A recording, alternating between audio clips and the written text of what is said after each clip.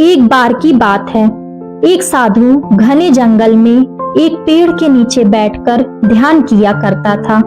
वह रोज देखता था कि एक गरीब लकड़हारा उस जंगल से लकड़ियां काटकर ले जाता है और फिर भी उसकी 2 वक्त की रोटी मुश्किल से जुट पाती है। एक दिन साधु ने उस लकड़हारे को रोका और कहा, तू दिन भर लकड़ियां काटता है, फिर भी तेरा गुजारा मुश्किल से होता है। क्यों ना तू थोड़ा आगे जाकर देखे, वहां चंदन के पेड़ हैं। चंदन की लकड़ियां काटेगा तो एक बार में तेरा हफ्ते भर का गुजारा हो जाएगा। लकड़हारे को यह बात सुनकर आश्चर्य हुआ। उसने सोचा, मैं तो बचपन से लकड़ी काट रहा हूँ, मेरे पिता और दादा भी लकड़हारे थे, मुझे इस जंगल से बेहतर और कौन जान सकता है। लेकिन साधु शांत और संतुष्ट दिखाई देता था, इसलिए लकड़हारे ने सोचा, एक बार साधु की बात मानने में क्या बुराई है। वह थोड़ा आगे गया और सचमुच उसे चंदन के पेड़ मिल गए। चंदन की लकड़ियां काटकर जब वह बाजार में गया तो उन्हें बेचकर उसे बहुत अच्छे पैसे मिले।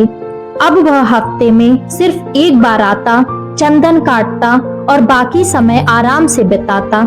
कुछ समय बाद लकड़हारा फिर से चंदन काटने जा रहा था कि साधु ने उसे फिर रोका और कहा, तूने चंदन के पेड़ तो पा लिए, लेकिन तूने कभी यह नहीं सोचा कि चंदन के आगे भी कुछ हो सकता है।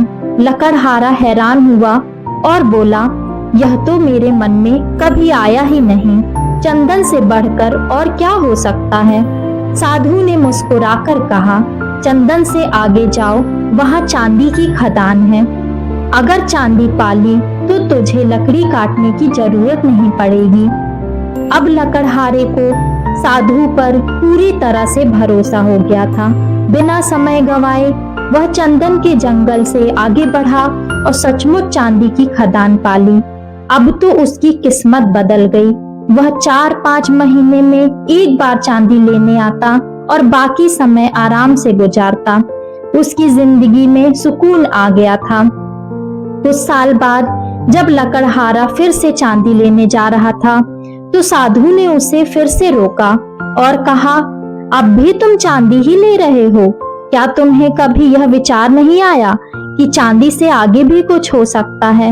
लकड़हारा थोड़ा संकोच में पड़ा और बोला, नहीं, मेरे मन में ऐसा कोई विचार नहीं आया, चांदी से बड़ा और क्या हो सकता है। साधु ने कहा, चांदी के आगे सोने की खदान है, वहां जाओ, तुम्हारा सारी समस्याएं समाप्त हो जाएंगी। लकड़हारा साधु की बात मानकर सोने की खदान तक गया और वहां इतना सोना पाया कि उसकी पूरी जिंदगी बदल गई।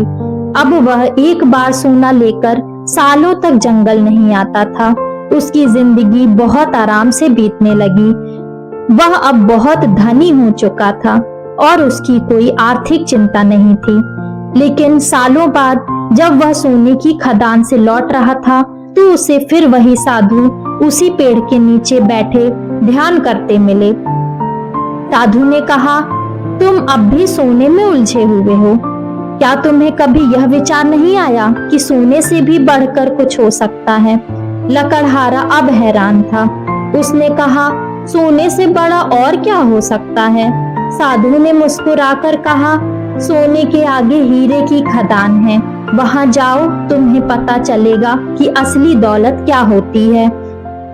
लकड़हारा तुरंत हीरों की खदान की ओर बढ़ा और जब उसने वहां जाकर देखा तो उसकी आंखें चमक उठी। अब तो उसकी जिंदगी पूरी तरह बदल चुकी थी। वह एक बार हीरे लेता और कई सालों तक वापस जंगल नहीं आता।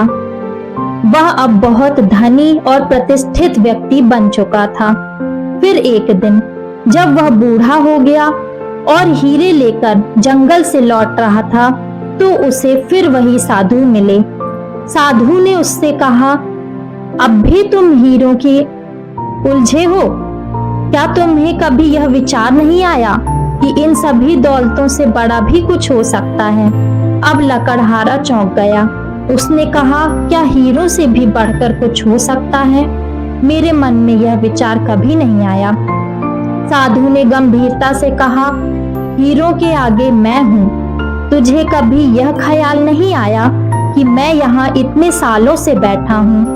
मुझे इन सब चीजों का पता है, फिर भी मैं इन्हें नहीं ले रहा।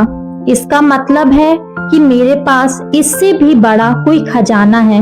लकड़हारे को अब समझ में आया कि साधु के पास जरूर कोई ऐसी चीज है जो इन हीरों से भी कीमती है। लकड़हारे ने साधु के पैर पकड़ लिए और कहा, मुझे बताओ वह खजाना क्या है? साधु ने कहा, वह खजाना है ध्यान। तुमने बाहर की दौलत तो बहुत इकट्ठा की, अब अंदर की दौलत को खोजो। जब तुम ध्यान करोगे तो तुम्हें असली सुख और शांति मिलेगी। बाहर की दौलत खत्म हो सकती है, लेकिन अंदर की दौलत कभी खत्म नहीं होती। लकड़हारे ने पूछा, लेकिन ध्यान कैसे किया जाता है? साधु ने कहा, ध्यान बहुत सरल है। आराम से बैठो, अपनी सांसों पर ध्यान दो और जो भी विचार आए उन्हें बिना पकड़े देखो। धीरे धीरे तुम्हारे मन के सभी विचार शांत हो जाएंगे और तुम शून्य में प्रवेश करोगे। उस शून्य में ही सच्ची शांति और आत्मज्ञान का अनुभव होता है।